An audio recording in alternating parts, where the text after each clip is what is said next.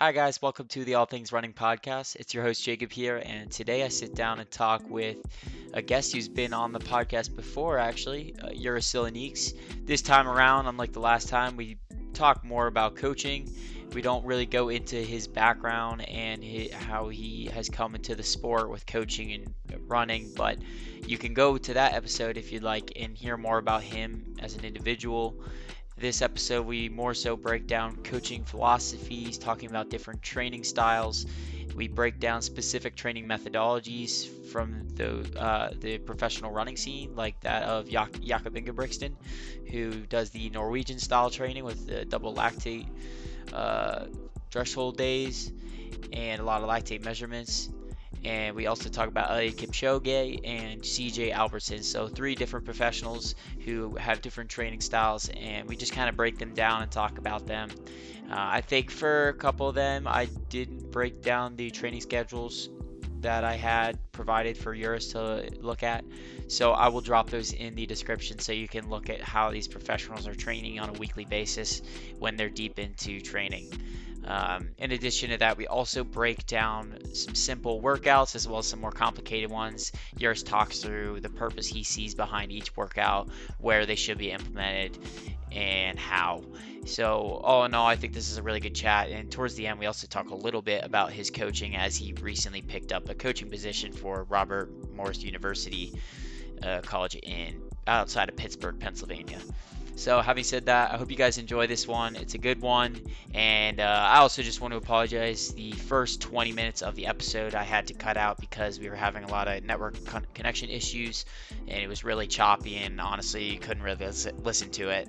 Uh, so it was incoherent. So I threw that out. But what you guys are going to hear is the best discussions we had in the episode. So, and I apologize for how long it went, but I hope you enjoyed nonetheless, and you can always break it up and listen to it in separate days. First half one day, second half another. So, having said that, I'll shut up now and enjoy the episode. So we're back at it. We're gonna we'll move on to the nerd talk section, I call it. Uh, so I just the first things first, kind of want to talk about training styles because I think broadly speaking, like training looks very similar across the spectrum for running, but there are different niches and approaches that coaches take in like making their athlete peak at the right time and place. So and you kind of talked about this before, but you mentioned there's like you described three overarching training methodologies, and I kind of forget what the other two were. They wrote the first one, energy system, but yeah, like could you take me through that? Because you explained it really well last time we talked.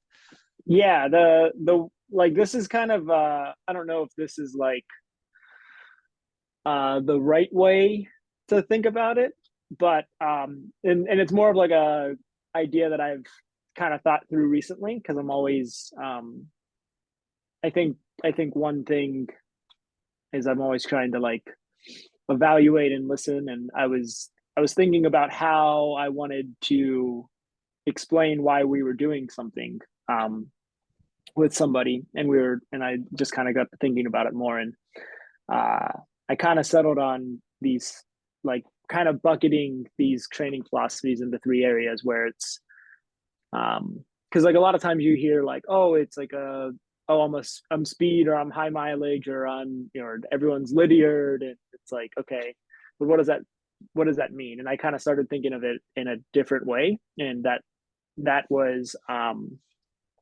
kind of your, like, you have a coach that's like really focused on the energy systems. It's very similar to like Adam State, the V Hill kind of system.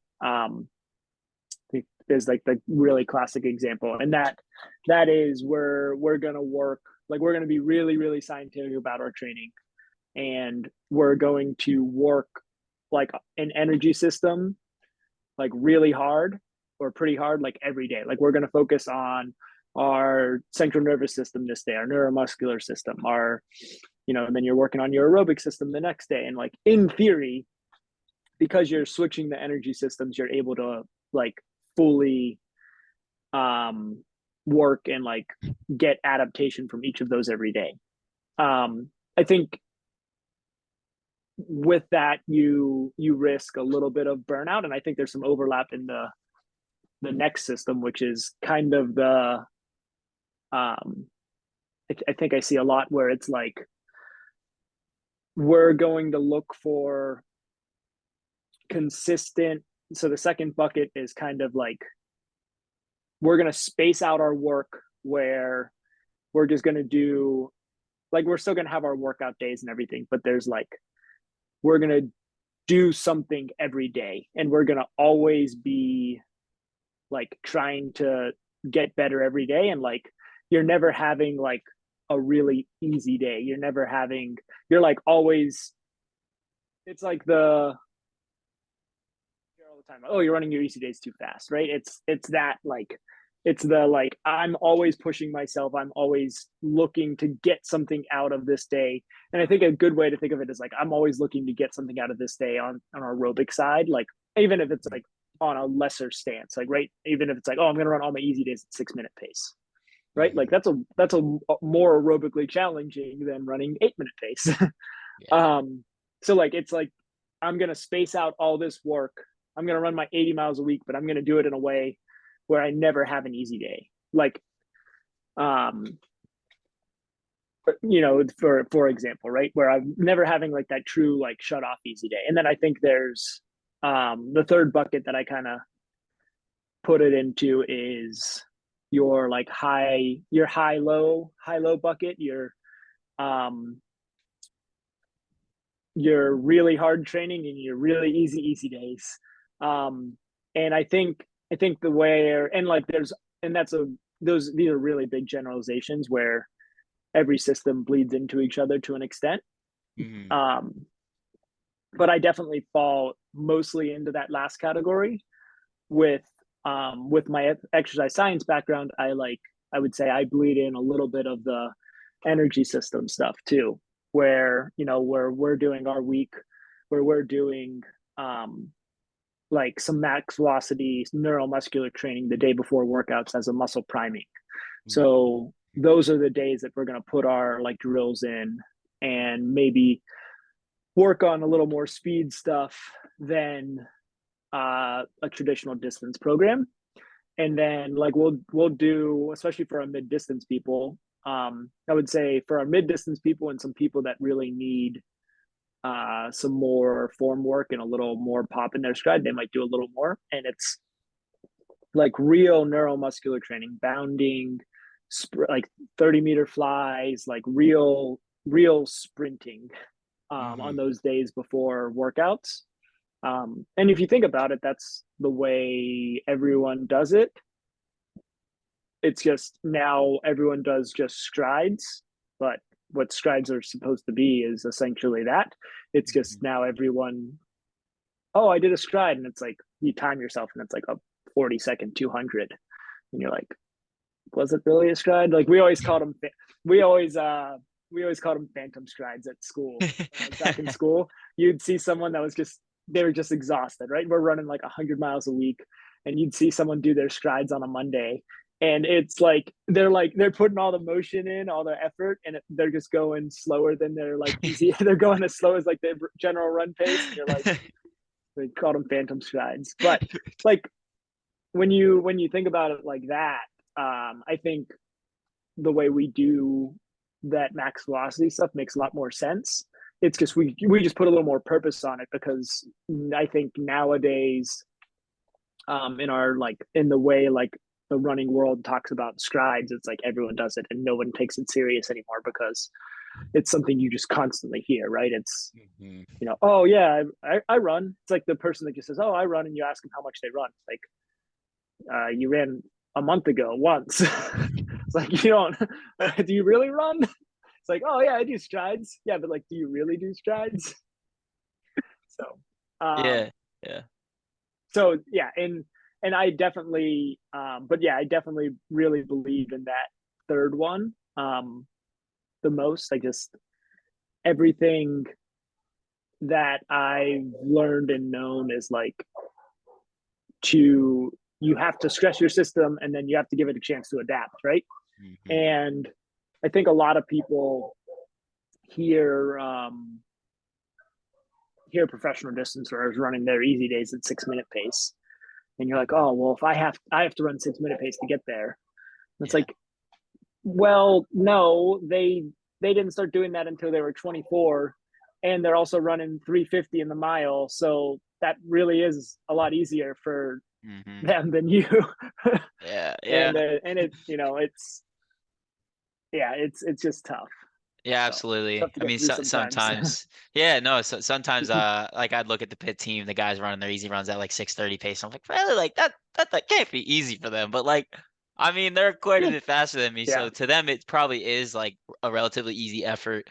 It And you make it feel easy. I've been there before with like, mhm, I think you get used to it, you kind of get numb to it, and then yeah, once you start once you start to actually take your easy days easy, you see the real benefits of that, and you're like, absolutely. that wasn't really easy. But like, run, like once you get to a certain level, you can make 6 minutes or 6:30 pace feel relatively easy, Hmm. from an aerobic standpoint once you get in there. But it's just more taxing than you realize, right? Yeah, um yeah, yeah. I'm with you on that, like in terms of my philosophy, I guess. And I don't know, over time it just kind of became that. In the past, I think I would only give myself a day recovery between workouts. And I feel like I'd be like kind of like half stressing systems 3 times a week with like long run. It would be like Tuesday, Thursday, Saturday. Like I did that for my Toledo marathon build up and it worked all right. Like I would do a run Tuesday workout, take off entirely Wednesday, and then I'd do a Thursday workout. It was like, it was kind of not ideal. yeah. Like I'd go into the No. Thursday workout feeling kind of bad, and then I would just like power through and probably be working way too hard and not really properly recover for the Saturday long run. And then I think I think I learned a lot from that and the importance of just like really taking your easy days easy so you can recover and actually hit workouts hard. Cause yeah, otherwise, like I've seen a lot of athletes who kind of just gray line and they're always working like kind of hard every day, and they don't improve as fast as they could if they were to really take their recovery seriously. Because a lot of these Yeah. people are like, uh, and I say that for people who are like more inexperienced runners who haven't been running for many years. So like I've seen that a lot, and I agree with you that I think it's really important to um, take your easy days like actually easy. And ever since I started doing that, I've seen a lot more improvement in my running. So yeah, Yeah. I and 100% agree with that. and I think there's times, like the thing that I try to get across with our kids here is there's times for us to build that like dense aerobic base with like a lot of days at 6 minute pace over the summer when we're not really working out, when when you don't have things to recover from, and we're looking for like steadier efforts more consistently, right? And we're not trying to Yeah. hit, like we might be even sprinting in the summer, right? But Mhm. we're doing our like our max velocity central nervous system kind of stuff. If we're sprinting 2 days a week, well, that's not really doing anything for you aerobically. Like you really shouldn't feel tired from that in this for like from like a running standpoint. Like you'll feel fatigued, but it's different than that. Like if you've really done like, and I never really understood this for a while, but if you've never really done like a sprinter's workout, um, it's just a different kind of fatigue, and it's a fatigue that you can kind of like you can run aerobically through that, and it's not something that like really hinders your aerobic ability from the sense of like running like 6:20 pace for 10 miles. It's something that just feels a little tired, like you feel a little just more tired. So like over the summer, yeah, we might say, hey, make sure most of your days are under 7 minute pace, and like run this long run a little harder, and then you're Mhm. going to sprint 2 days a week. But um and then as soon as we start workouts, it's like, hey, make sure you're really recovering from that workout, right? Like once you Yeah. really start like a high intensity aerobic workout, where you're really doing some muscular damage and running 6 miles at a pretty hard pace. Yeah. We want to recover from those efforts, right? So Yeah. It sounds like, I mean, you said that like you use the third system mostly where you're like really emphasizing recovery, getting those Tuesday, Friday workouts in or Monday, Thursday or whatever, where you have 2 days in between so you can hit them hard. But like, and you bleed in the energy system a little bit with priming the day before. But it sounds like there are times also like in the summer where you're even hitting that second system a little bit where you're just kind of fatiguing them aerobically a little bit every day while they're not really doing like intensive workouts to kill themselves out there. yeah, for Which sure. which is interesting. Yeah. Yeah. So yeah. So like you kind of almost do all three in a way, just at different times depending on when it Yeah. is.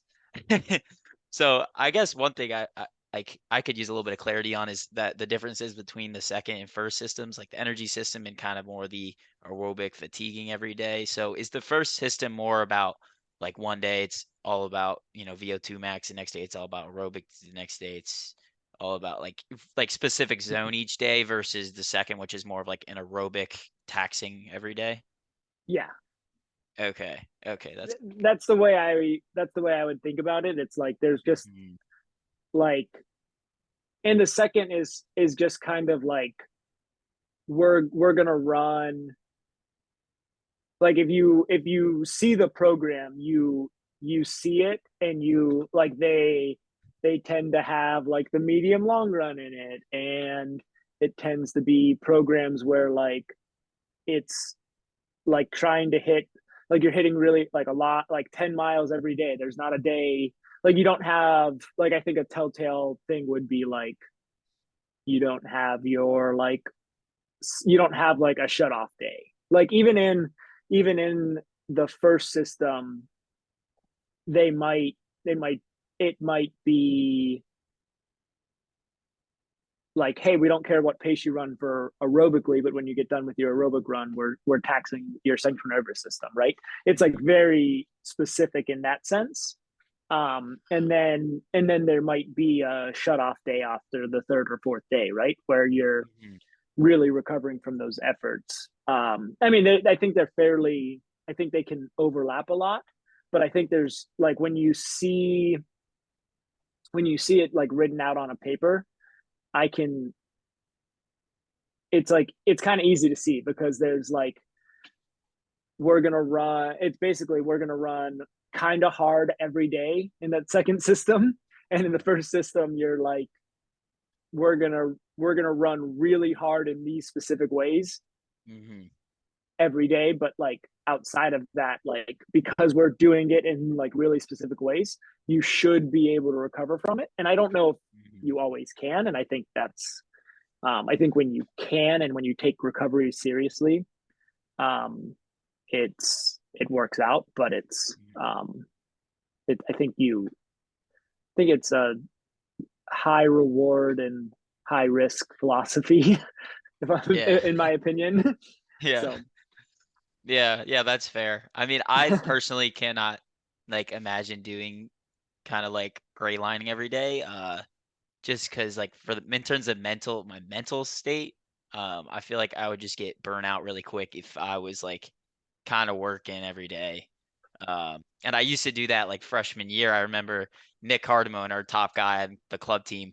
I looked up to him a lot, but I would be hauling it every easy day, every day of the week to try to keep up with him because he's going like 6:45 pace, and my easy run should have been at that point in time like 7:30, and I'm hauling it every day, and it was really exhausting. Like I definitely like really screwed up my freshman year in terms of training and like a lot of overuse injuries, just trying to keep up with him. And so I think that's important to consider is like mental burnout. Like, are you going to be able to sustain this type of training in yeah, the long term? Because for some people, like that just doesn't work. But other people can do it, and it's worked for some. Like there are professional athletes who make that work.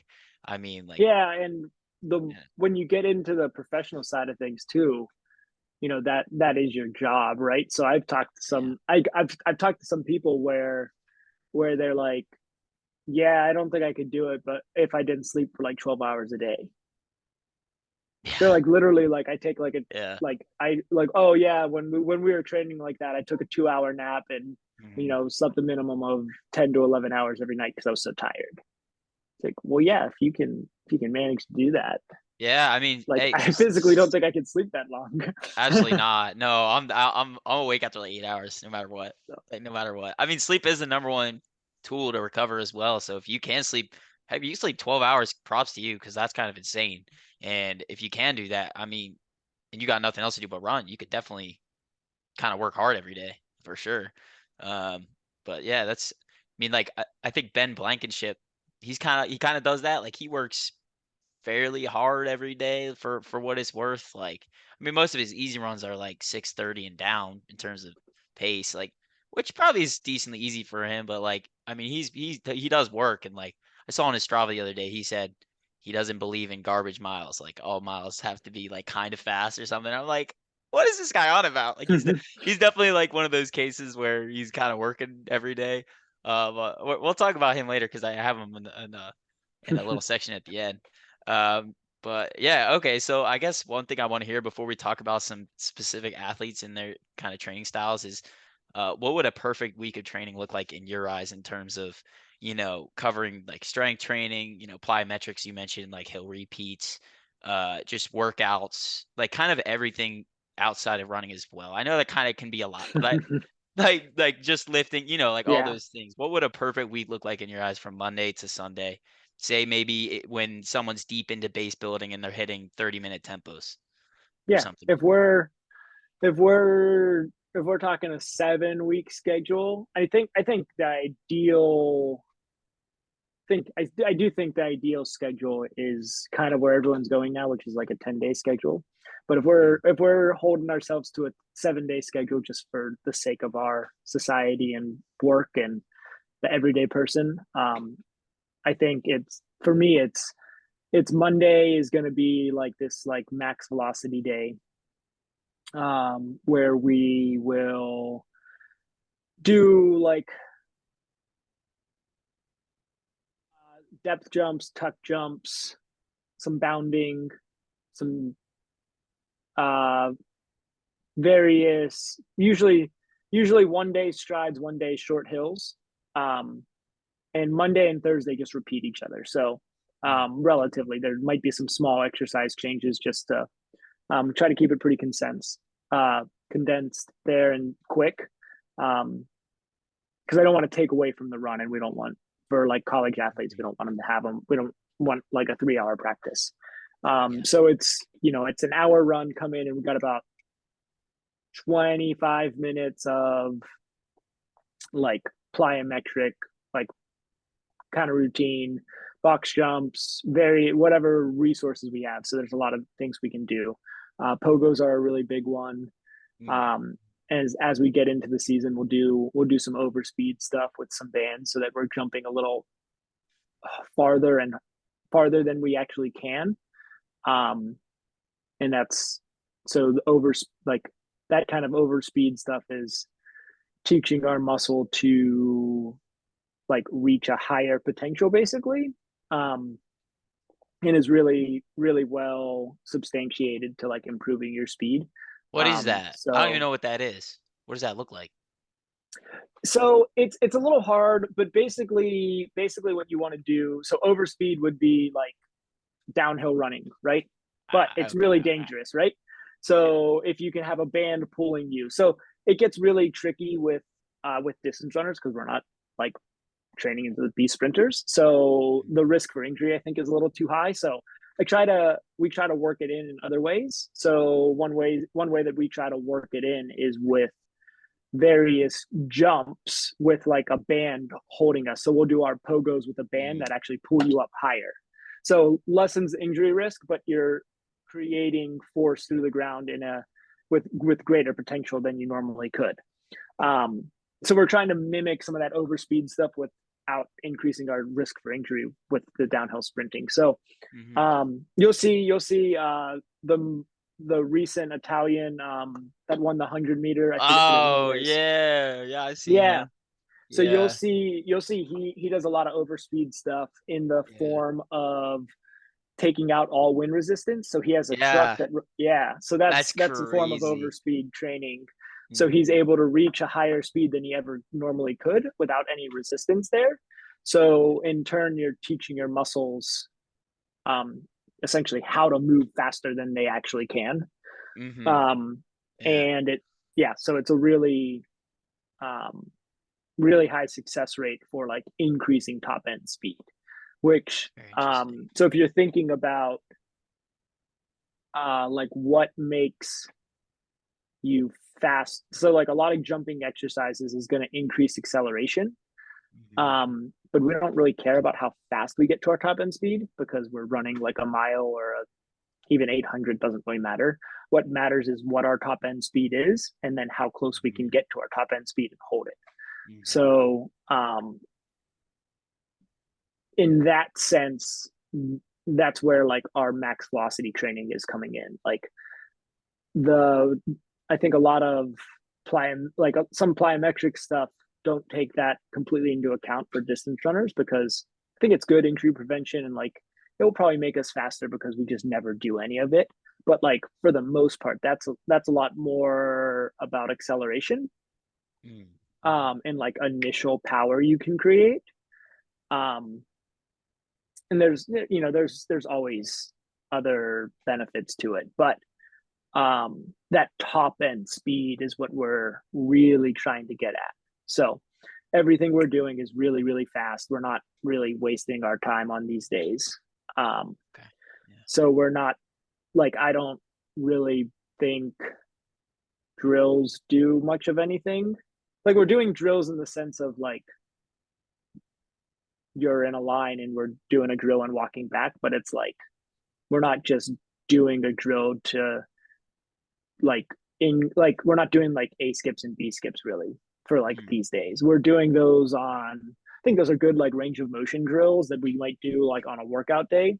Absolutely. Um, Mm-hmm. but they're not really teaching us to like be faster or anything, right? So everything that we do on Monday and Thursday is about prepping our body to run fast the next day. Um, Okay. Yeah. so we're doing like really fast high knees, like as fast as you can. We're doing pogos. We're doing broad jumps. We're doing wickets. We're doing accelerations, 30-meter flies, various things like that. And we'll do that, you know, 20, 25 minutes, maybe 30 core, go back Tuesday. Uh, if we're middle of the year, we're doing our like harder VO2 max day on Tuesday for, generic kind of repeat kind of day. Whether that's actually VO2 max or faster or a little slower, it's kind of that generic Mm-hmm. track workout. And then Friday, we're doing our aerobic day tempo, and we're pairing that with our long run the next morning so that we're getting a really, really dense Mm-hmm. 24-hour block there. Yeah. And Sunday is like shutting it off. So Sunday and Wednesday are like shut off days. Yeah. I'm big on the like Friday, Saturday back to back kind of like harder efforts. I think that it's called like super compensation training. It's where you're like Yeah. over yeah, it's you can look it up. It's a scientific term to describe kind of like pushing yourself a little bit beyond by having kind of back to back days. I mean, so for you like your easy runs like for your team right now probably easy, right? Like so your Friday workout's hard and then they take their long runs kind of easier, I would assume. Uh Yeah, so right now, since we're not like mid season, we're kind of in a base part. We're mhm, actually mhm. we're doing our tempo on Tuesday. Okay. We're doing um I guess you could call it like a speed endurance kind of day on Friday. So it's, 10 200s, 6 300, something like that, Mhm. where we're not doing so much volume that we're too fatigued, but then we're moving pretty quick. And Yeah. then we're actually coming back on Saturday and doing um like a little bit harder aerobic long run. Mm, Um mm.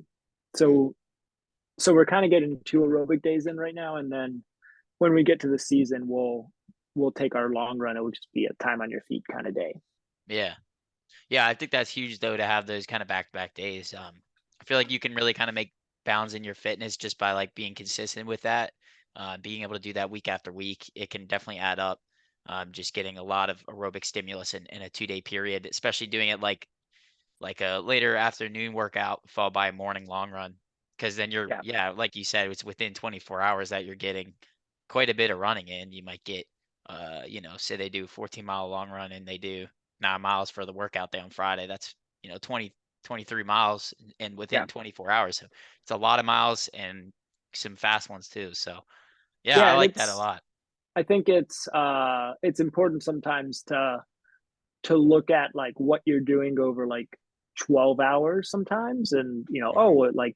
like if you can work out Friday afternoon, like you said, and then come back Saturday morning and various things like that versus like every 24 hours we're working out or every 24 hours Hmm.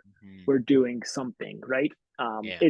It can be if you can stack those and be like, okay, well, we're going to go evening and morning or morning and and like there's times that we'll even do uh doubles with like workouts in them, where we'll do double Hmm. workouts where it's tempo in the morning and then coming back for some repeats in the evening Okay. and then Yeah. resting the next day or vice versa. So Okay. Okay, Jakob Ingebrigtsen. All right, I see you.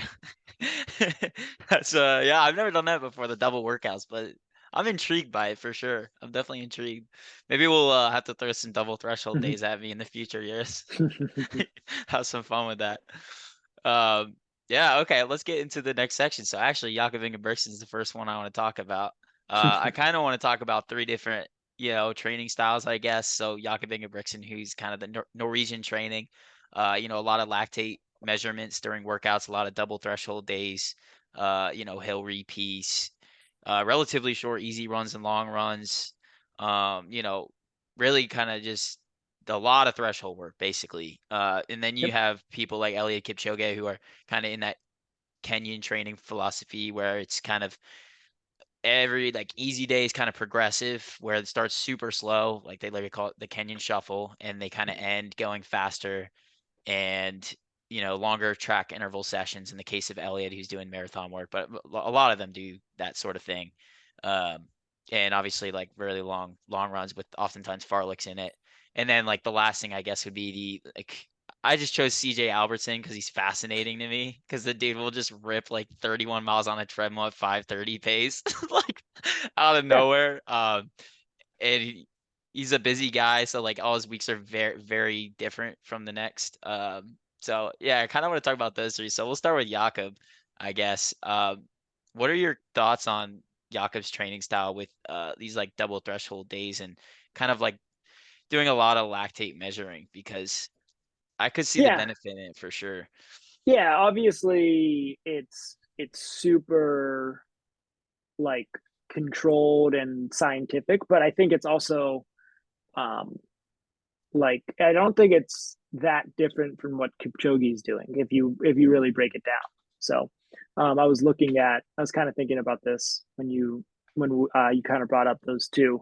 And so if you think about what their threshold days are, like they're really specific about it being like a true threshold or tempo day, right? So the tempo or this threshold is you're hitting certain millimoles and you're not going above that. He's going to ride that line, and if he rides that line appropriately, he's just pushing that threshold line all the time. He's never going above that and never clearing lactate, right? Hmm. So you can do that for about 60 minutes, right? That's tempo, Jack Daniels, all that stuff.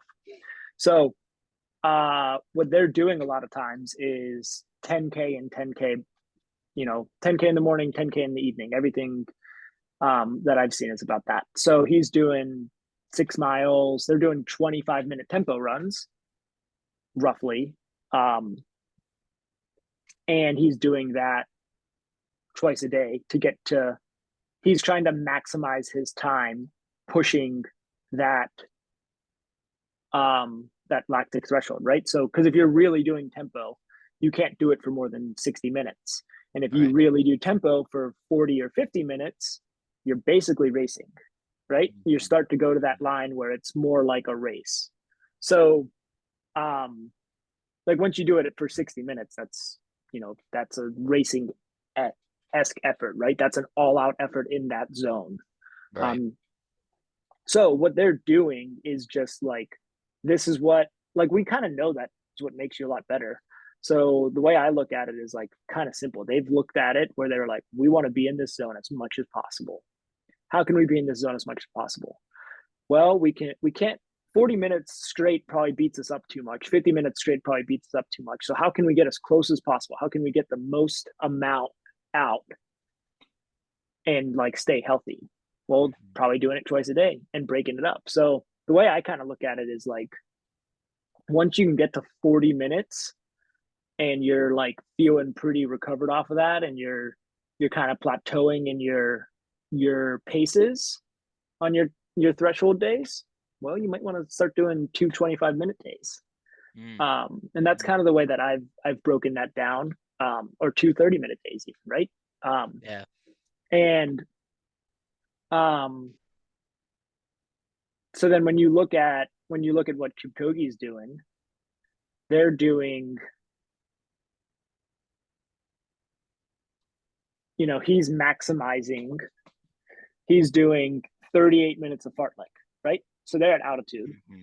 Or he's doing 39 minutes of fartlek on that Saturday, right? So 40 Right. minutes, about 40 minutes of tempo stuff. Yeah. He's doing, and then on that other Tuesday, that sample workout you're giving me, where it's 8 times 1600 at 440 pace. Like, well, on the surface that looks like marathon pace, but they're at altitude, and that's actually, that one is on a track, but they're at altitude. So that's probably more like half marathon pace ish. Yeah. And they're taking 2 minutes recovery because they're at altitude, and then he's running fast at the end, right? Yeah. So they're, in a lot of cases, they're not doing anything like that crazy. When you look at like what he's doing, and then he's throwing in, like, it's just a little more geared towards the marathon, right? So then he has a really hard long run, but everything is still like working in that same zone and maximizing that time there, just in slightly different ways, right? And obviously they're running, and like, so Kipchoge's focused on like doing those paces with 120 miles a week, because you want to focus on hitting those paces and being able to hit those paces and recover in a heavy volume, right? Versus Jakob, he doesn't need a long run because he doesn't need a long run like that because he's running a mile on a 5K. So the sample schedule, I've actually seen slightly different. I've seen 2 double threshold days in this sample week.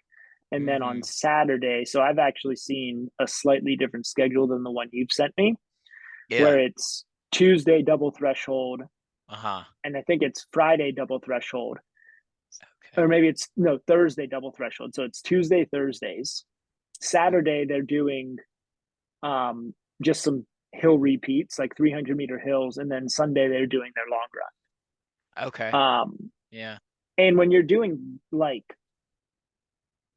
when you're just focused on that like aerobic side, it's not easy to recover from, but it's not super intense. So they're able to recover a little quicker and just like maximize their time in those zones. And they obviously respond really well to it, right? Yeah. I mean, yeah, clearly. Jakob just won European XC champs yesterday, I think. Yeah, I mean, that's very interesting. So for those listening, I did some sample weeks that I did just based on some research online, and what I found on Jakob was something along the lines of Monday easy run double with some drills, Tuesday double threshold day, Wednesday easy run double probably. I kind of guess, but I'm sure he's doing doubles probably. Thursday easy run double with drills. Friday would be some sort of race-based track session if he's kind of gearing up for a race coming up soon. Saturday long run of like 21K, and then Sunday easy run. But what Juris is saying is that basically he sometimes does 2 double threshold days. That's a lot of threshold. So that's crazy. And usually when Jakob does these double threshold days, like correct me if I'm wrong, but usually like one of the sessions, and you might have mentioned this, is looks like a longer, like 25-minute, like you said, 25-minute tempo straight, and then the other session later in the day would be something like broken up, like a broken up Yeah. tempo session where you're doing, like for in the case of Jakob, I think he does like They do 25 a to lot of 30 400s or something like. oh, I uh, haven't seen uh, that, but I know they do a yeah. lot of broken Ks. Yes. Um, Yeah. yeah.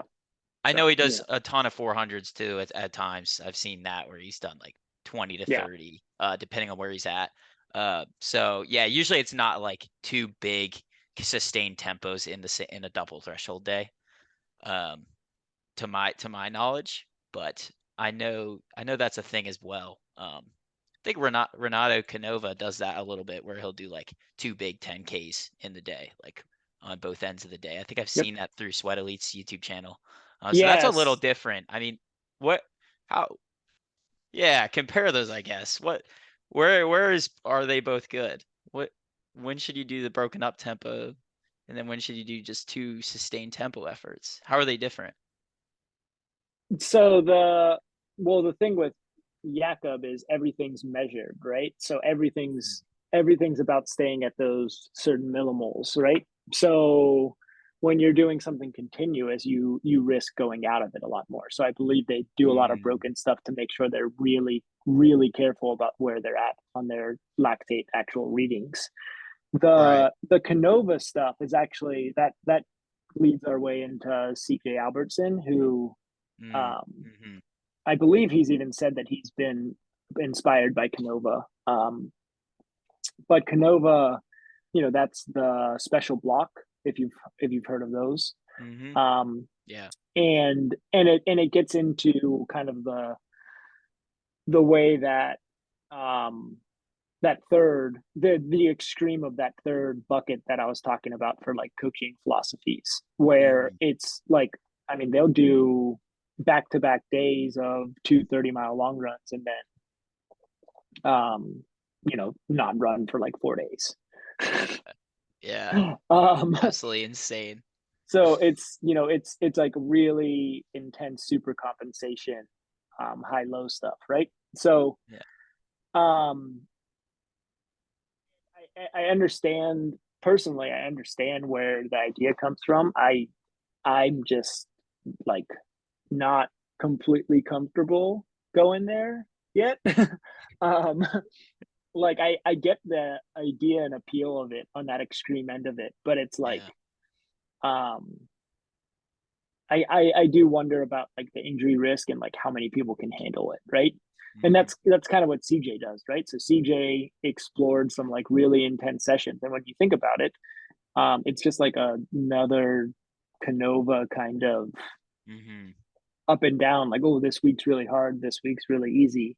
This week's a 30-mile long run. It's really interesting, but I think he from the interviews I've seen, he's kind of stumbled his way into what's worked for him, right? And that's Mm-hmm. awesome. But he Yeah. was like, yeah, I kind of like harder efforts, and then he's like, I really like harder efforts. I really like long hard efforts, and so I think the part that I'm actually really, really intrigued about right now is how we can more quickly identify what the best like course of action is for each athlete, right? Mm-hmm.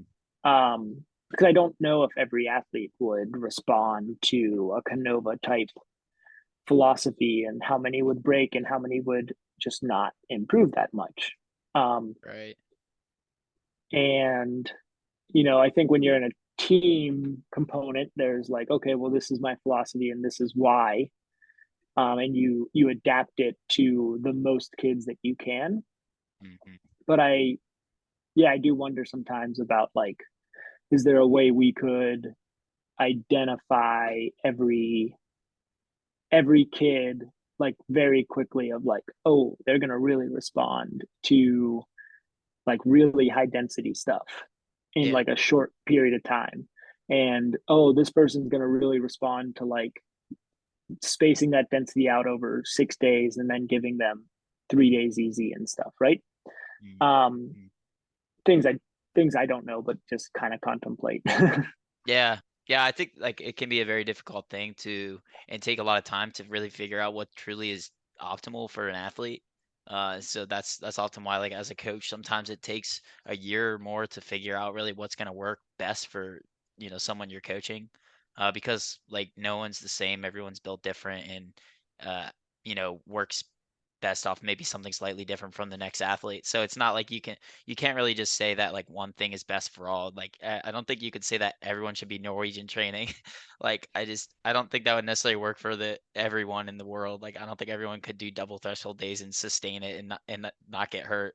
Um, I mean, Yeah. Yaka's been running hard since like I don't know how young, very young. And has been very involved with his father's coaching, and that his dad has brought him up well, and so he's worked him into the what he's doing now. But obviously, like not everyone can just do what Jakob is doing. It might take time to work people up into different systems. So, um, yeah, I think that's very interesting, and I just wanted to talk about CJ a little bit because it just cracks me up. But like I watched a Sweat Elite video on this guy, and he like gave a tour of his house, and he has like a homemade sauna. Like he made this sauna in his room, and it's just like it's like a square cardboard box in the corner of his bedroom that he lays in sometimes that has like heated lamps in it. And he'll just lay in there for like 15 minutes. And it's like kind of cramped. Like he has to like curl up in a ball. Like it's like a torture chamber. It's just crazy. Like this dude's insane. Um and like recently he ran about I guess is yeah 3 weeks out from now he ran the 50K world record. He ran it in 2:38:43 for those who are listening, which is 5:03 per mile pace. Now I think it was like unofficial because I don't know if it was an officiated course. But nonetheless it was pretty crazy. Um and 3 weeks out from it, this is what his week looked like. So on Monday, he did 17 miles in total, doing a 12:5 double. On Tuesday, he did 8 miles just easy. That was it. And then Wednesday, he did 19 miles total with 10 in the morning, doing 12 by 800 and 2:12 to 22 with one downhill 800 in 2 minute.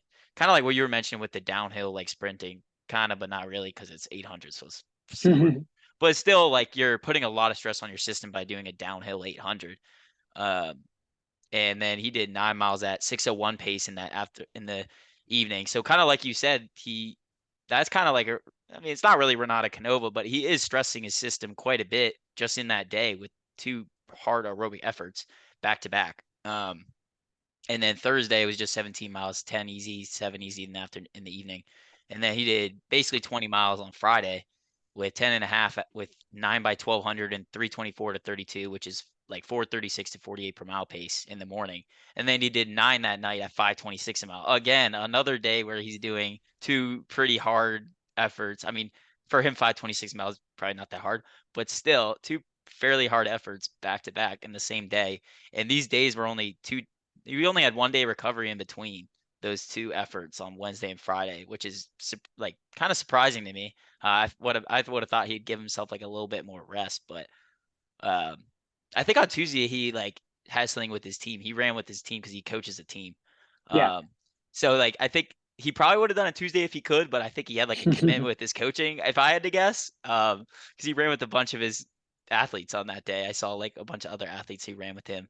And then Saturday he just did 15 total, 5 and then 10. And then Sunday was pretty crazy day for him. He did 31 miles with 1 mile warm up into 30 miles at 5:15 a mile with 4:50 to close because he wanted to get his average pace down. So, I mean, like that was 3 weeks out from his 50K world record, and Yeah. I don't know, like you just see stuff like that with CJ, and it's just kind of wild. I mean, he did the Boston Marathon this last year, and like, did you watch the Boston Marathon? Did you see what he did in the beginning? Yeah. Yeah. Yeah, like he just took it out like so hard. Um, and then kind of died a little bit, but like that's how he wanted to race it. And I remember listening to a podcast, he mentioned how he wanted to do that. Um, but like, do you think this like who does this work for? Like this training is just crazy to me. I don't like. Do you Yeah. have I any think, thoughts on CJ's training? I'd just be curious uh, to hear that. yeah, I think it's obvious. that like his superhuman ability is his recovery, right?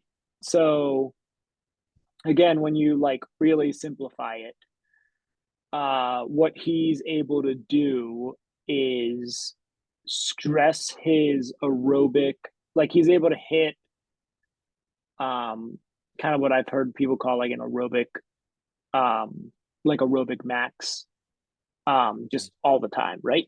Kind of that like marathon pace, like aerobic max kind of area. And he's just able to hit that or like a little faster down to like half marathon pace, just always. Mm-hmm. He's able to recover from it. Like what I think would be really interesting would be how he would handle like, I mean, he kind of does it here going down to like 420 pace, but like I think it would be really interesting to see how he would respond to like a 5K block. But Mm-hmm. yeah, it's very very clear that everything that like his ability, his superhuman ability is to be able to handle those aerobic volumes and recover. Mm-hmm. I think super shoes probably help a lot, right? Like Yeah, but it's like you true. can also look like I think we probably talk so much about things now where like everyone's like, oh, you're an idiot if you train like that. And if you listen to like how some of the guys in the 60s and 70s trained, like it was kind of like this, and we had a lot more better Yeah. marathoners. Like, Yeah, I mean, it kind of it's was, true. kind of Yeah. was, right? Like, Yeah. but like people are afraid to like take those kind of risks and like and do what he's doing. Now, you might break some more eggs. People might get a lot more hurt, but like there might be 2 dozen CJs out there, or Bill Rogers or Frank Shorters, right? Like I remember Yeah.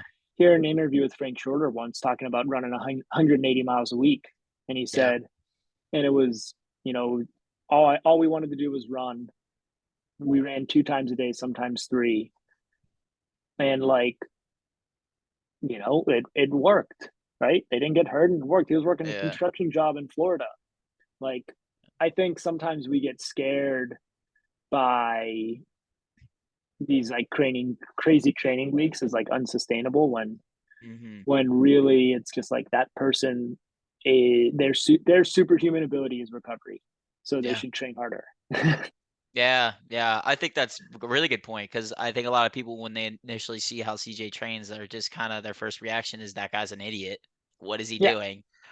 Which fair, like fair to react that way, just initially seeing 31 miles on a treadmill at 5:15 pace. But if you really come to know the athlete, you'll know that CJ is like an anomaly in the professional running scene. That he can do these crazy big efforts, which longer than the marathon that race at very fast paces and still recover well and not get hurt.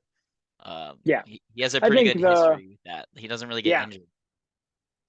I think the $1 million question with anyone, with Jakob, CJ, any really, is just like I think CJ is probably even the best case, with how extreme he's doing things is, Hmm. um because like you'll hear an argument that like, and I think this is mostly true, the athlete makes the coach, right? So if you give relatively the right stimulus to the athlete, like that athlete is probably really talented and gonna figure it out. Like the best, most talented athletes are just gonna figure it out. They Hmm. just are. Hmm. And the coach might be making the difference of like the 1% sometimes, maybe, where they're like, no, no, no, like this is really gonna work for you, or this, those things.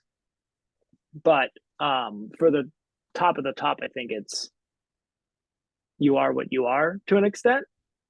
And it would be really interesting. Like I'm sure a bunch of different coaches could coach Jakob and he would be nearly as successful, right? Like he's not becoming a 340, 1500 meter runner, right? Yeah. There's a certain, like he might only run 331, like, Yeah, instead of but 329. yeah, but what's interesting is like, for someone like CJ, when he's doing something so extreme, is like, okay, well, this got you to 210 or whatever. Mm-hmm. would something more sustainable or something we think it more sustainable get you to 208? Or is that Uh, truly the best thing for you? Or would you actually be a mhm. 215 guy with like more traditional stuff? And it was, something we probably would never know, but I think it'd be really interesting. Hmm. So, Do you think that his 50K hurt his race in Seville? I believe it was Seville. He dropped out he dropped out really early. Do you think that maybe that impacted his race day? Because there was people throwing out that he might get the American record that day. Because when you look back on his 50K world record, he split like 210 or no 211 through the marathon in that race, and he didn't really taper much for that. So yeah. like yeah, like do you think that that affected his race day, or like there's probably other factors, honestly. Yeah. Yeah. I mean, he's shown he can do those kind of efforts back to back, but I also think you're probably you're risking um, anytime you're going that hard for that long, you're risking like recovery and injury, right? Hmm. So Hmm. um, that's what keeps people from doing it, right? Yeah. Um, Hmm. so it's he might benefit from having a coach that can hold that effort to 40K. It's like, hey, you're going to be just as good from 40K, and it's going to save you for rate. But at the same time, you don't know why. Like, I mean, I don't know why he dropped out exactly, right? This is all Yeah. guessing, but Hmm.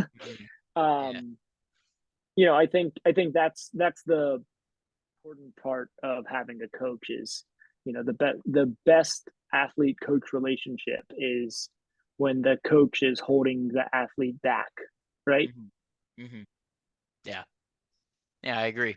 I think that's important because, as you know, if you're self-coached, or yeah, if you think mostly for yourself in terms of your training, like it can be very easy to get caught up in your ego and want to just maybe work too hard and hurt, like get injured a lot, like me.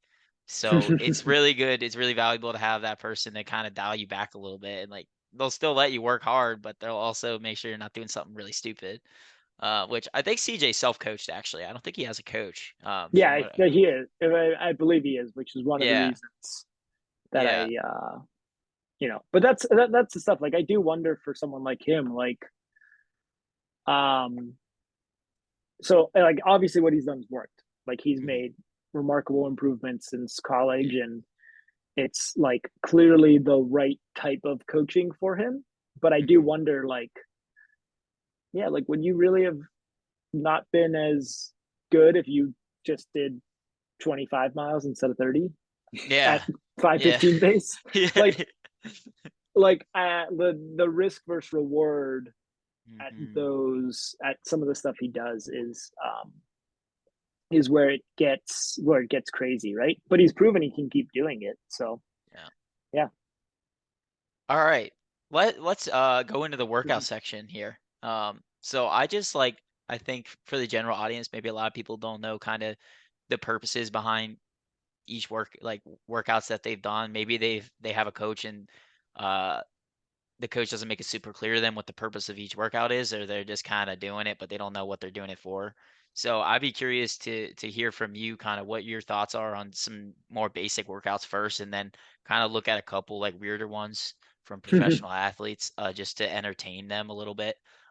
So I guess first of all, this is pretty basic, but just like a standard, say 20 to 30-minute tempo, or 4 to 6 mile tempo or something. Where do you use this in yeah, where do you use this and why? What's kind of the purpose behind it? All year. All year. All Absolutely. year. All year. I Absolutely. think. Well, I think one thing people forget is, like, a lot of people start. Oh, I'm ran really fast. Like, oh, it's early season. I ran really fast off this tempo, and then they don't get any faster all year. And Mhm. it's like, well, you stopped doing tempo runs, and what got you really fit is tempo runs. Like, you Absolutely. you like forget what got you there, right? So, like, you're like, you're like, oh, I'm going to get so much faster once I start speed work. And you forget about what actually got you really fit, and you Mhm. like don't incorporate those enough. So when we're in season, we're doing those every 10 days to 2 weeks, just like retouching it, whether that's broken up or just straight. Do a lot of something to fill that box every Mhm. 2 weeks at the minimum. Yeah. So Tempos are key. Absolutely. The more tempos you can get in before race specific work, the stronger your base is going to be, the faster you're going to be able to peak. So absolutely. Next one is standard mile repeats. Maybe you do 4 to 6 around roughly 10K pace. Maybe you work it down a little bit towards the end to closer to 5K pace, but generally it's around 10K pace. Say you're like 90 seconds rest. Kind of when do you do that and why? uh, so we're gonna hit like a 10K pace kind of effort and it's that critical velocity, right? The Tin Man CV pace. Um, and we're gonna hit that probably every other week. Again, kind of that 2 weeks kind of thing. I would say it's like some sort of tempo.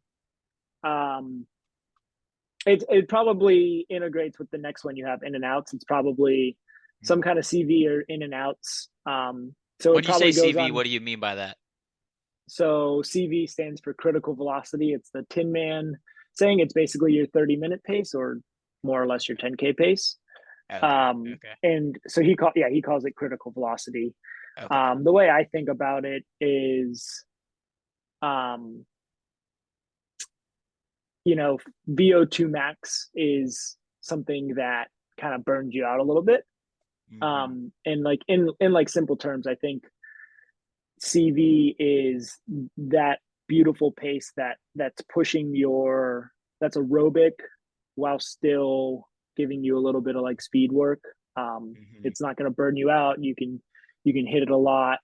It's not just tempo pace. It's kind of in that. It's a nice like in between. Um, Hmm. but yeah, we're gonna do that. We're gonna do basically over like a 2 week period. We're gonna hit um let's say mid cross country or mid track season. So we're like getting ready to kind of peak. We're going CV or in and outs type kind of workout for like this is for like a 5K kind of runner. Hmm. Um, Threshold long run. Next Tuesday we're doing like VO2 tempo again Friday. So we might, and in that case, we're tempoing every week. But Hmm. and sometimes that tempo moves to like a CV pace. Hmm. But Hmm. yeah, So like these CV pace runs, you won't consider this to kind of hit more like close to a threshold effort. You'll kind of do a threshold in that same week as well. Because sometimes what I do is I'll prescribe a mile repeats one day where it's I guess CV you call it, and then another day I'll do more speed like faster stuff like 800 and down. Do you see yeah, a we'll do reason that. behind that? Okay, okay. Yeah, Because we'll like do that too. sometimes It I'll just consider depends. the mile repeats as the aerobic work for the week, and then I'll throw in more of something faster in the other day. So um, I guess you can see the merit in both. So Yeah, for sure. And we finish a lot of those days with we finish a lot of any of these days with some speed at the end anyways. mm, So hmm um and a lot of times we'll actually do I've given you a hard time about this before a little bit, but like I'm very like I think each coach should define exactly what they mean with their mm, paces. And like I think if I'm doing like we'll do 6 by a mile at tempo pace, not 10K pace. Tempo pace is the pace you can hold for an hour like in my really pretty rigid like, hey, this is the pace we want to hit for this zone, right? And I try to hmm define those, and like everyone defines them differently, which is why I'm like, well, what do you consider tempo? What do you yeah, consider threshold? Because everyone calls it something different. But for the sake of simplicity, I'm like, tempo pace is this, hmm 10K pace is X, or CV pace is X, hmm and go from there, right? So yeah. Yeah. we'll do 6 by mile with a minute rest at tempo just to break it up a little bit. So we get maybe a little more volume. While Yeah. when we do something straight, we're just going 4 or 5 Yeah. miles. So Okay. Cool. Next workout would be the in and outs you mentioned. I know you like these. I like them a lot too, actually. I think they have a good place, really good for like marathon training, I think, like half marathon training. Do you ever use these for like 5K training or all the shorter? time. Yeah, so I guess to those listening, it'd be something like 4 to 8 by 1K, where you're going kind of faster than goal race pace, and then you follow it up with a 1K a little slower than race pace. So you're kind of sandwiching your run where you're never actually running at the race effort. You're kind of like going around it. So talk to that one a little bit. Like, where do you see that fitting into a training block? And yeah, what's the kind of Yeah, purpose of that? I think it depends a lot. Like with everything, it depends on how you're doing it and why, like how you're doing it and what paces you're running, right? So the way I actually always do these is in the way that I've just grown doing them, and there's a bunch of different ways to do it.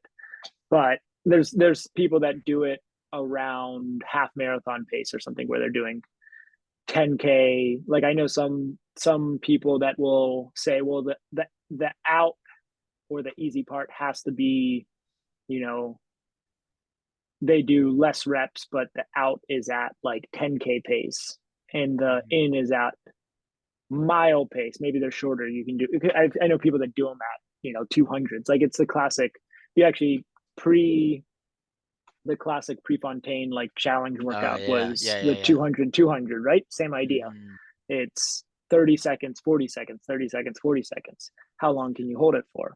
So the way I've always done them is actually 5K pace, and then um, for like a 14-ish minute guy, it's 5K ish pace. If you're doing it on a track, um, I always like to do these on grass and something rolling, so it's a little slower than that. But Mm. um, so like 800s, it would be like 225, 220, and then 3 minutes. So you're actually like going significantly slower than even marathon pace, but Mm. it's just enough that you're like really you're still working aerobically, and you're Yeah. just flushing out that you're getting, like, if you're doing it at 5K pace, right, that's getting pretty close to like some VO2 stuff. Hmm. um so you're flushing, you're filling with lactic acid, and then you're teaching your body to flush it, Yeah. right? So these, in general, that's the purpose behind these, which I'm a big believer in. So it's flood, flood, flush, flood, flush, and the better you can flush, the faster you're gonna run. Mm. Hmm.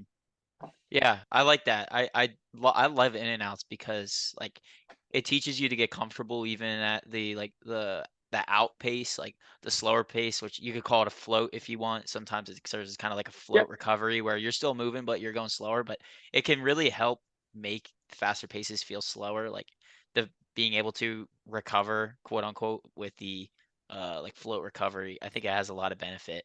I like big on, I don't know if this is like serves a similar purpose, but I really like doing like hill repeats where you're going up a hill for the majority of it and then the last bit you're going flat. So you're like getting this like rush of like lactic acid as you hit the flat and then you're kind of flushing it out as you finish the rep.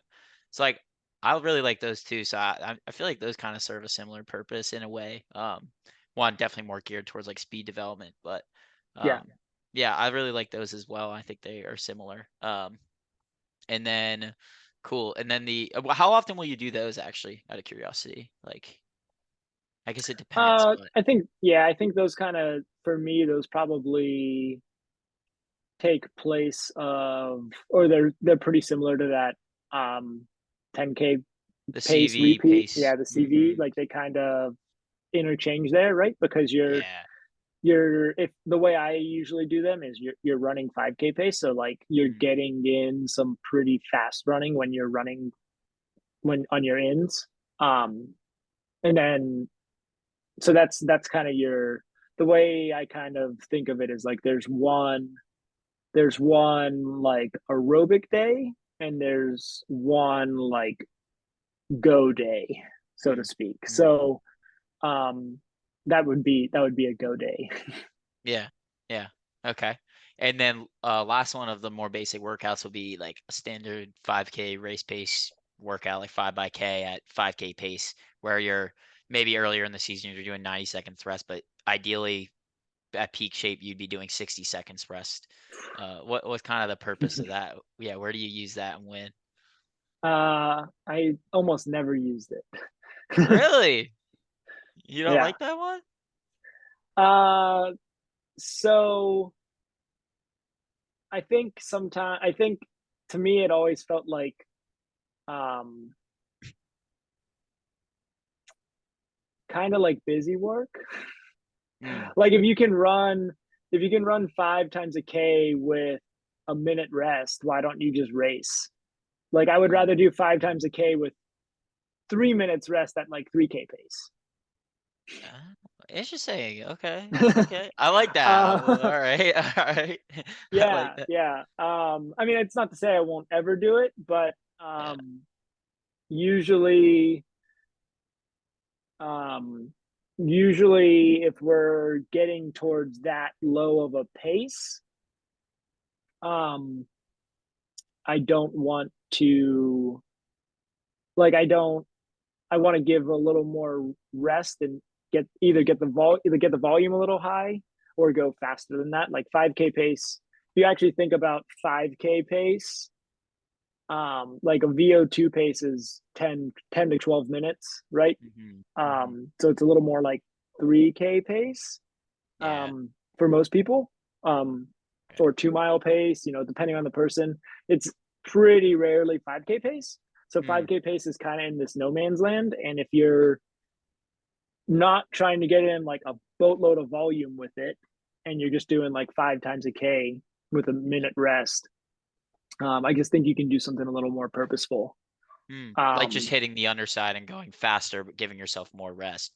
So yeah, if interesting. Okay. So if you give your if say you focus on volume instead, maybe you would do what? Like you would do 8 by K with like 75 or 90 seconds rest at 5K pace, or is that what yeah, you would do if you went more volume based?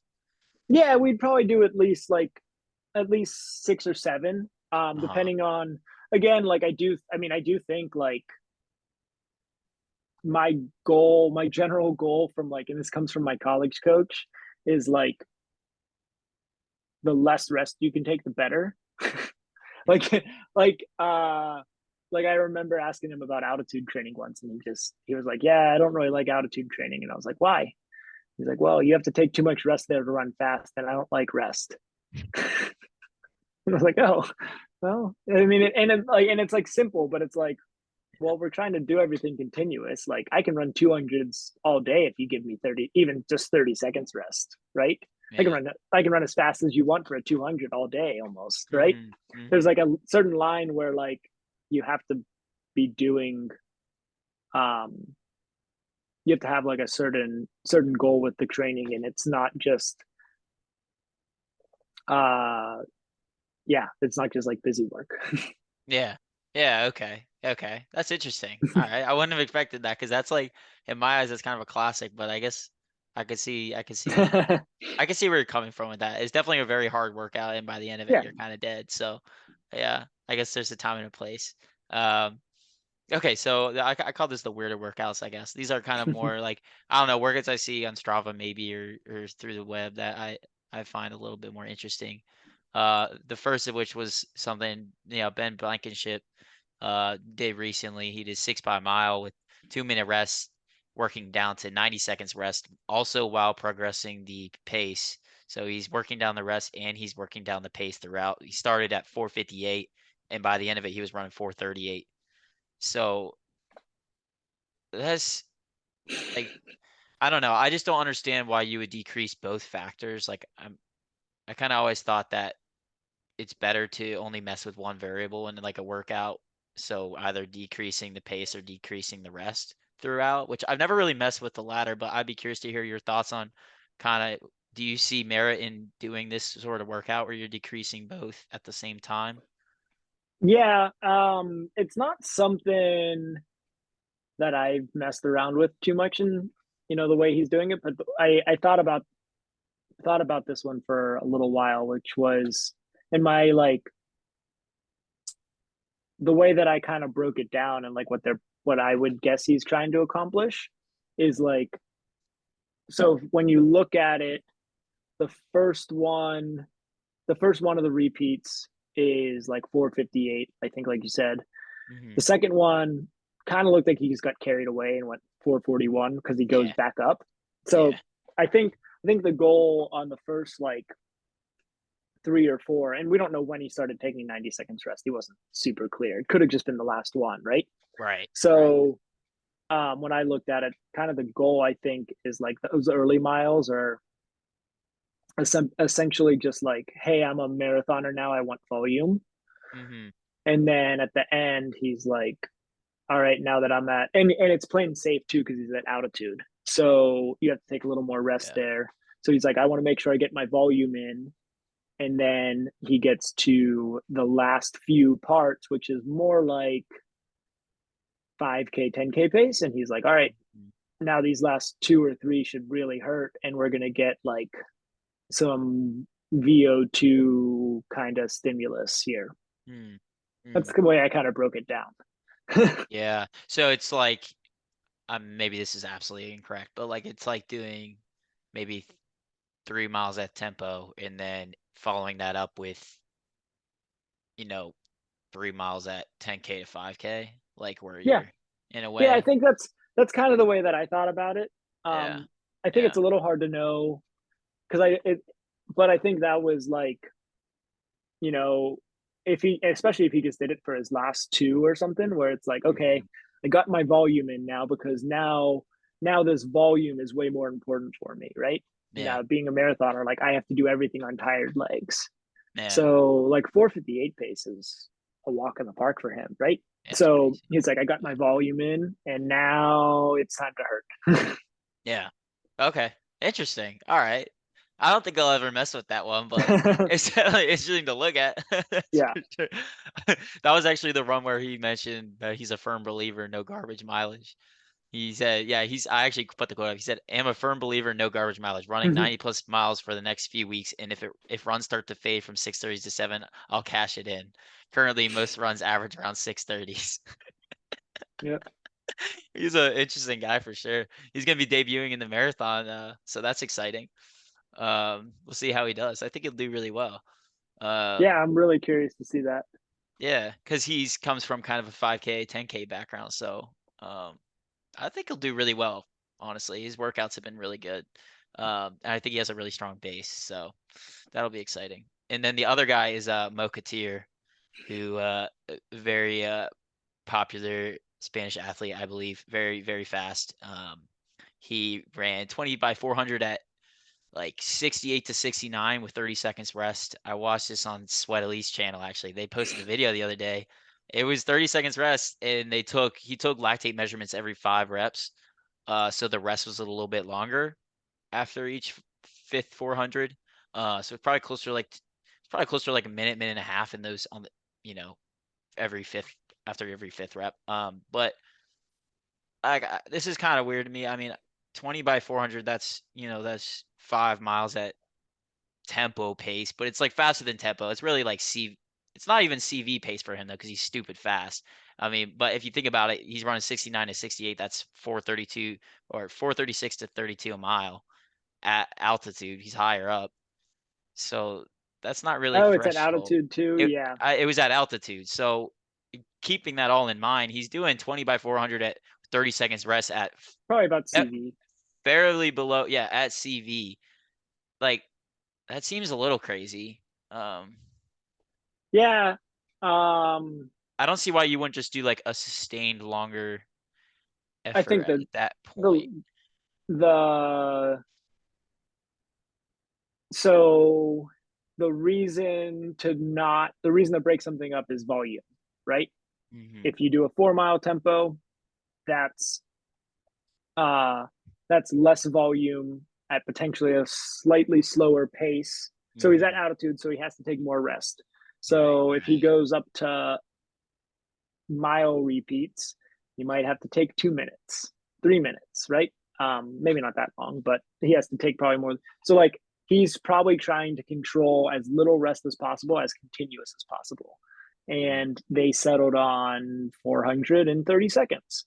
And then you can tell he's really trying to control where his lactate is, taking lactate readings, right? So they're trying, by breaking it up, they're trying to be really, really dialed into like these exact measurements. And you can't really do that when you're going for long efforts. Yeah. Couldn't have I you think, just done like 5 by mile with 2-minute rest at 10K? Because like that gives you time still to, you're only doing mile repeats, so you still have time to do intensity control, get your lactate measurements after each rep yep, instead of 30 yep. seconds per rep. So Yeah. what's important to keep in mind, I think that's probably true, but what's important to keep in mind is when and why they were doing it.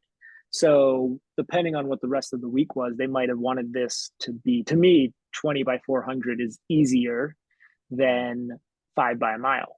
So they might have looked at this and been like, well, we want this volume and we want this effort, but we want this to be as easy to recover from as possible. yeah. I mean, Um, in the video, he was claiming it's like one of the harder workouts he does. Like yeah. he made it So, known that to him it's like a pretty hard workout. So I don't know if they were thinking of it as an easier. well, yeah, I'm not. Well, yeah. I mean, that's fair enough, because that is. I think that would be a pretty hard workout at those paces and efforts. But Yeah.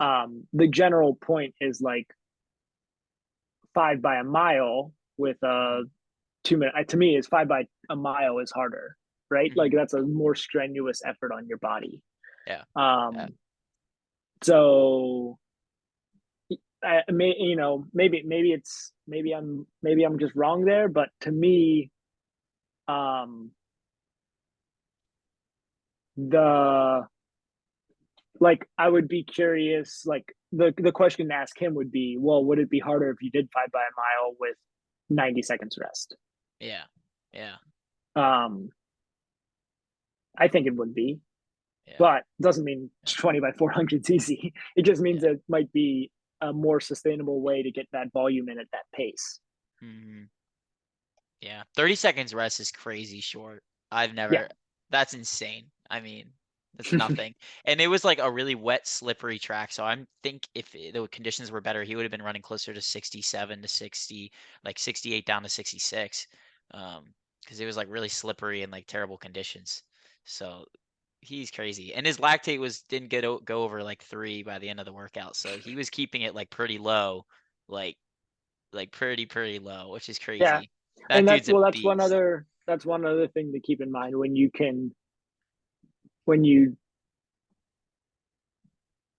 cut those efforts a little shorter, you're keeping your lactate a little lower as well, so you can Mhm. keep your range at that. So like if he runs that same pace for a mile, that lactate at the end of that mile is going to be higher than if he does 4 by 4, because it's kind Yeah, of slowly going up, right? So it's true. that's probably another part of it where like they're trying to look for a certain millimoles and they're trying to stay in that range as long as possible. Like what would be really curious is like if he was having an off day and he got to 17 and Mhm. their millimoles were too high, if he would Mhm. just stop or not. Yeah. Mm, that's interesting. Yeah, okay. Cool. All right, we'll go into like I'll just ask a couple questions from the next one. I don't want to keep you too long. It's been a good bit of time. So we'll just talk a little about your coaching and then we'll just wrap it up. So I guess I'd be curious to hear about um how do you approach individual versus team coaching? Like obviously outside of the obvious difference of you're coaching a team versus one person, but like, what are some of the key differences that you could note between the two, and how do you kind of approach them differently? Yeah, I think it's pretty different when it's cross country versus track, right? So, and it depends on how big your group is, right? So, if when as our team gets bigger here in cross country, we'll maybe break up into two groups, um, Mm, where it's and we'll break up into smaller groups than that for like each workout. But I mean two groups in the sense of like what their plans are for each week. mhm, Um, but right now in cross country, we're more or less going with one group, just because even that middle distance person that might respond a little bit better to something else, they don't want to work out by themselves all the time. And we don't have that big of a team yet. So for the most part, it's small changes within the group in cross country, and everyone's following a team plan because we're all racing the same distance, and we're just trying to adjust things in a way that best fits each athlete within a group environment. And then when we get to track, I try my best to just break up each group of athletes into, so obviously you have your middle distance, they're going to do something a little different, but then within that, you're going to have your distance kid that's a little less volume, a little more speed oriented, and your distance kid that's aerobic powerhouse, right? Yeah. So it's just for me, it's just trying to individualize within a group setting, and doing your best to make sure each athlete is getting what they need. But it's also, I think with the team, it's important to remember sometimes the best workout isn't the best workout for that kid because there's other factors going into it, with like having someone to run with, not feeling isolated, not feeling like they're a part of a team, feeling like they have people that are invested in them, right? And if you're constantly pulling like one athlete out and just making them work by themselves because they're like, well, you're a mid-distance athlete and you don't really have anyone else to work out with her, Yeah. The athlete's probably going to be kind of miserable and probably not really respond the way you think they would, right? So it's a give and take there. And then for like individual coaching is, it's just always it's just communication with them, right? Constant communication and feedback. Adjusting there. And that's still the case in the team aspect, right? Like your relationship with your athlete should always be evolving, and you should always be getting their feedback. And from there, like, I don't know how much you can learn about an athlete and like really individualize and coach with them until you're like significantly into that relationship. There's not that many different workouts to give, so you start giving out like generic workouts and see how they do. Yeah, exactly. Like I said, it just takes a lot of time to learn how an individual is going to respond to your coaching methods. So yeah, I think that's a good point. Next question would be coaches you're inspired by and why.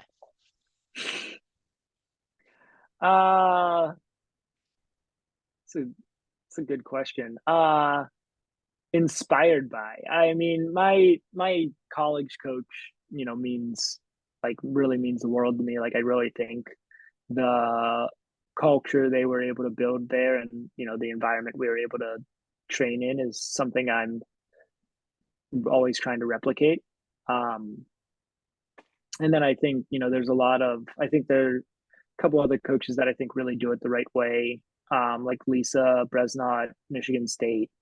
And then like I think I'm just always talking to, like, I have a lot of peers, like Takashi Gould, who's at Trinity.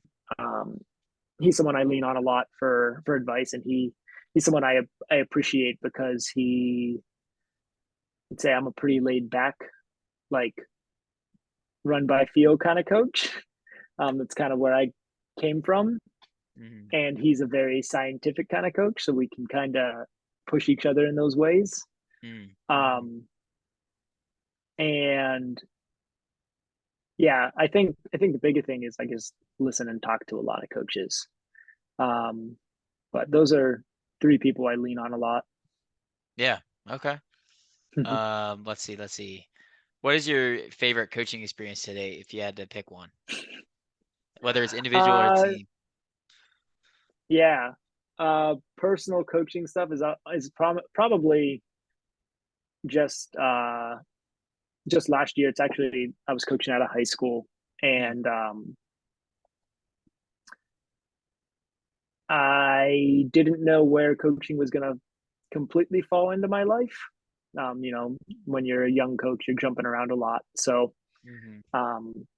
life had taken us in a few different directions. And I was like, all right, well, maybe I'm just going to coach at high school and, enjoy just coaching athletes, right? Like maybe I'm not going to do this as like a full-time job. Yeah. And, I was kind of going through that phase of my life. And for that spring, I got to work with a athlete there that, she had an incredible season, and really like had the first, not the first time, but like first time in a long time, I really enjoyed like the process of coaching. Again, because I had been like, in and out and volunteering at places, and you know, coaching athletes that didn't care at schools, and stuff like that. And that was like a really rewarding few months where worked with a really dedicated athlete that like really achieved a lot, and was able to help them achieve a lot. And yeah, it was really rewarding. Yeah, that's kind of the best athlete to coach, is the one that is gonna be dedicated and do what you tell them to do, and not fight it too much. Or I mean, you can't control what the athlete does. You can tell them what to do, but they might not do it. So when you have the athlete that actually does what you tell them to do, it can go a long way in kind of getting them to their goal. So yeah, definitely, I agree with that. Um, oh, we'll close it out, man, because it's been a long time. So Yeah. I guess any just tips for anyone looking to become a better coach before we close it out here? uh yeah, I think I hear a lot of coaches say, generic things like, well, we're not trying to reinvent the wheel and things like that. And I think when you open your mind up to like some different things, and like just try to listen and learn and be adaptable, and don't just like do things because of the way that's how you did them, or but that's what right? There's like a whole new world there that like really benefits athletes. Yeah, that's good. That's a good one. All right, man. Well, thanks so much for coming on, Juris. It was a good chat. Yeah. Yeah, we'll have to talk again soon. I'll have to ping you when I got run out of my 4 weeks I wrote up, so you can write up the next 4 weeks for me. Sounds good, man. All right, sick. Thanks for coming on, man. Appreciate it. Yep. Have a good one. Bye. Bye.